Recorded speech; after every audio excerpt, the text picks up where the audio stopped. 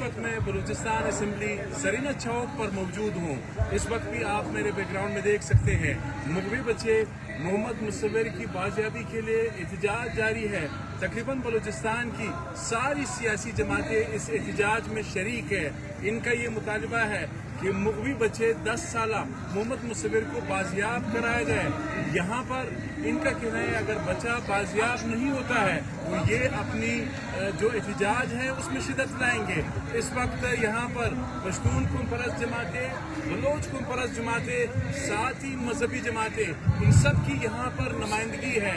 इस वक्त भी यहाँ पर ये चौक जो है मुकम्मल तौर पर इसको बंद कर दिया गया है।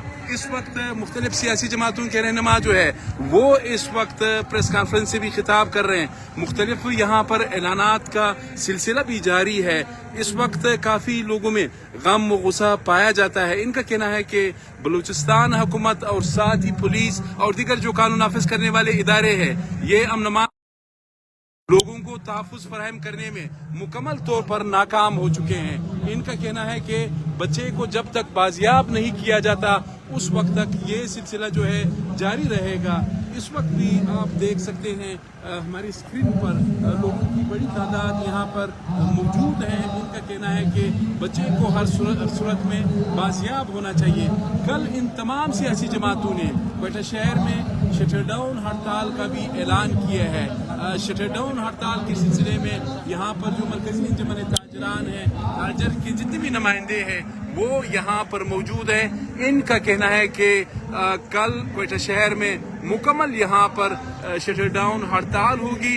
जो ताजर बरादरी है उन्होंने भी इस हड़ताल को सपोर्ट करने का ऐलान किया है। साथ ही यहाँ पर आज मुग़वी बच्चे की बाजियाबी के लिए जो वकला तंजीमें हैं, Balochistan high court bar association, Balochistan bar association, Quetta bar association, आज वकला ने मुग़वी बच्चे की बाजियाबी के लिए अदालती बाइकाट का आज इन्होंने अदालती बाइकाट किया।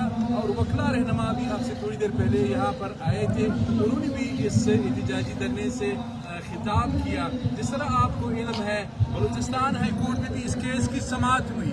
केस की समाअत के दौरान ये इंकशाफ हुआ कि क्वेटा सेफ सिटी प्रोजेक्ट जिस पर आपके अरबों रुपए खर्च हो चुके हैं, इनका कहना है कि उसमें 830 कैमरे नस्ब किए गए थे। अंदाजा लगाए इन 830 कैमरों में 650 कैमरे जो है वो खराब है। तो इससे आप बखूबी अंदाजा लगा सकते हैं कि ये गवर्नेंस की सूरत हाल है। एक तरफ तो वज़ीर आला बलूचिस्तान कहते हैं कि मैं गवर्नेंस ठीक करूंगा, दूसरी जानिब आप अलमिया देखे कि 650 कैमरे खराब है, अरबों रुपए खर्च हो गए।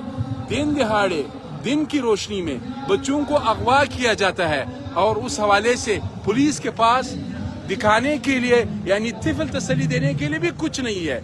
अब यहाँ पे देखें जितने भी सियासी लोग हैं उन सब का ताल्लुक अपोजिशन जमातों से है।